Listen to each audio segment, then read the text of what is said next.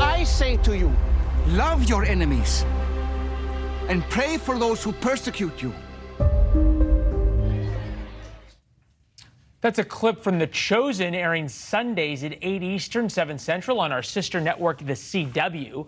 The crowdfunded series follows the life of Jesus. The incredible success story of the series itself defies Hollywood orthodoxy about American culture. It started as an idea in 2017. By December of that year, they had a pilot. 2020, season 1 launched on its own app. Streaming services noted the success and picked it up. Movie theaters picked The Chosen up for Christmas. Last week, the CW started airing episodes. More than 500,000 Americans tuned in. Dallas Jenkins is the creator, writer, and executive producer and joins us now. Wow. Congratulations, first of all. Incredible success.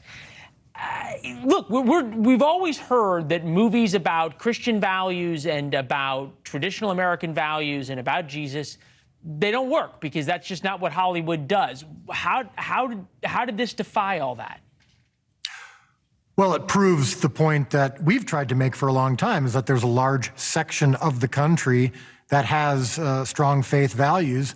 And because their values tend to not be represented in Hollywood, which is perfectly fine, they have the right to do what they want, we don't often get to see from the mainstream stories that reflect our faith. That said, there are opportunities, especially today, to do it yourself. And oftentimes, as we all know, necessity is the mother of invention. And so in a case like ours with The Chosen, we realized, look, it's unlikely that the studios are going to do something like this, so let's do it ourselves. Let's make our own rules. Let's find new paths of distribution, new paths of financing.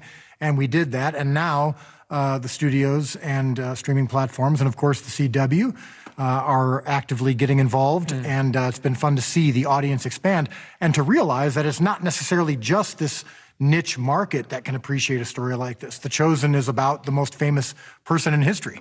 And as a historical drama, it appeals to people beyond just a core faith audience. You said unlikely. I think that was a charitable view of how the studios probably initially viewed this project in terms of picking it up. But what I'm trying to understand is, how did this come about, in the sense that, Hollywood doesn't normally really accept or really allow people of faith to have a voice inside that apparatus and that entity. What was it like for you, for somebody who holds this so near and dear and is so passionate about it, to have worked in Hollywood for so long and then to go out on your own? Well, again, I had no choice. I mean, I got a big opportunity a few years ago, to do a feature film that got distributed across the country with some big Hollywood producers and studios, and it completely failed. It completely bombed. And the opportunities that were developing for me, and I would want to correct real quick, because the producers that I was working with in the studios were interested in faith-based products. They saw it as a potential financial opportunity. But when my first attempt at it with them bombed, they said, I guess we don't understand this market. We'll go back to doing what we do best.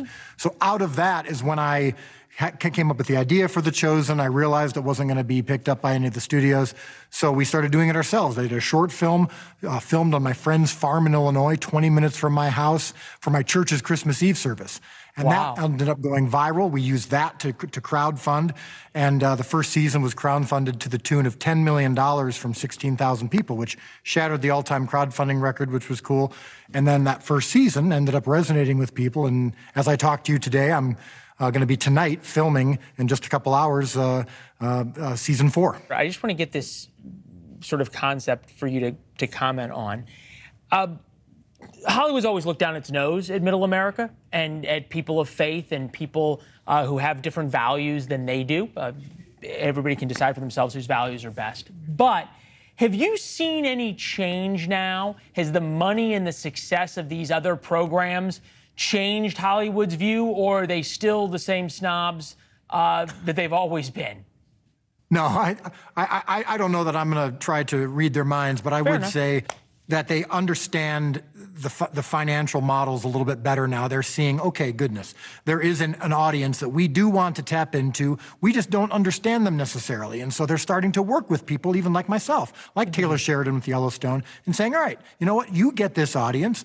We can benefit from it as well. Let's try to make this work. And now you're going to see more shows like this, and you're seeing our show get the kind of attention it's getting, like being on the CW, being in theaters, being distributed by massive platforms.